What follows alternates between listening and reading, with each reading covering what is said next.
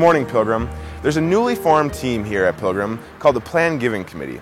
It was created for two main reasons. First, to act as a resource for those looking to leave a lasting legacy, and second, to create a gift acceptance policy to ensure that those wishes are being honored. When we have been around for a while and we wonder about, is this going to continue? Can it continue? I want to be sure to do what I can do. I want that to be used to extend and expand the mission and ministry that we have. Planned giving can sometimes refer to deferred giving or after-life giving, but Committee Chairman Ron Meyer says it doesn't necessarily have to be and can be arranged at any time in someone's life. In the will, perhaps you will recognize that someday there will be some assets, some proceeds that will go somewhere. Would go to a surviving spouse, would go to children, to grandchildren, but it can also go to various ministries that you like and support and want to continue to support. The Planned Giving Committee has set up 4 different sub-funds to the Pilgrim Legacy Fund so that you can decide where and how the gift will be used. They include the Building Sub-Fund to be used for growth, renovation, and maintenance. The Pilgrim Sub-Fund, which is really intended to maybe cover some non-budgetary, unforeseen needs, something that comes in, a catastrophe at school with the gym, with the roof, or something like that. The Mission Sub-Fund, which is intended to be used for mission outreach efforts by Pilgrim, the WELS or WELS-related organizations. And lastly, the Tuition Assistance Sub-Fund. The purpose for these sub-funds is simply to make it very clear what the donor's wishes and intentions are so that they can be honored properly. A donor may wish to have tuition assistance again, as an example, and then decide that, well, we really need to have the roof repaired, so let's use the money instead for the roof repair. That's not going to happen. Contributions to the Pilgrim Legacy Fund can be made in a number of ways. Although cash is the most common, there are other methods as well, such as stocks, bonds, life insurance policies, mutual funds, and various types of personal property or real estate. One thing to keep in mind though, if you plan on giving stock, it is suggested that you don't sell it yourself first. Rather give the stock to the church and let the church sell it, because there is no tax consequence. There's no tax consequence to the church because we're a charitable organization. But Ron says a legacy fund isn't just for seniors. It is never too early for young families to be thinking about their wills and leaving a lasting legacy as well. For example, if something were to happen to the parents of a young family while on vacation. What happens to the children? Where are things? Who's supposed to do what? I haven't talked to my parents in a long time. I don't know what they would really want to do with their assets. And for those gifts that Pilgrim may receive that are undesignated, the Planned Giving Committee has developed a gift acceptance policy to decide where the funds will best fit, depending on where we are in our ministries and the church and school's needs. Many of us, seniors especially, that we want this church to continue because we're so blessed with the staff that we have. We're outgrowing it. We see young families all around us, and we haven't had that experience before. Leaving a lasting legacy with Pilgrim's Legacy Fund is easy. All you have to do is talk to your attorney about adding Pilgrim to your will.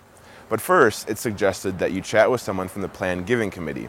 That would be Ron Meyer, Christine Steno, or Brad Netzel. For more information, just pick up one of these brochures in the narthex on your way out of church. Next, we take a look at one of Pilgrim's organizations, Tabitha Society.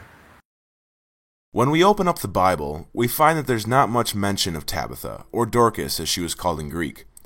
However, chapter 9 of the book of Acts gives us this simple description. In Joppa there was a disciple named Tabitha. She was always doing good and helping the poor. Even this brief account of who Tabitha was helps paint us a picture about what Tabitha Society here at Pilgrim is all about. The object of Tabitha is Christian knowledge, Christian fellowship, and Christian service. Tabitha is a social organization for ladies that meets at Pilgrim on the first Thursday of each month between September and June. Meetings are made up of devotions done by Pastor Recker, fellowship, sometimes playing some games, and then a program of some sort involving various guest speakers. One of our first programs this year was Carol Melso, the director of Little Lambs, and she took us through a day at Little Lambs. And she had all kinds of props. We could We could color things, we could build things with, can't remember whether Lego type things, that was really interesting. Other speakers that they've had include a Milwaukee police officer to talk about personal safety, missionaries, someone from the Northwest Publishing House, and then the daughter of a Pilgrim member who works for the magazine Forward in Christ. That was really interesting because she brought some Forward in Christ magazines from long time ago. That was a couple of years ago. I don't remember how long. Is it? I didn't know. Each year, Tabitha Society also puts on the Women's Banquet at Pilgrim. It's an opportunity for women and their daughters and granddaughters to fellowship and, of course, enjoy the delicious cuisine of Chef Jack Egan. We're having a dinner that is just wonderful. Ribs, chicken, beans, potato salad, and the best is yet to come, right? The dessert.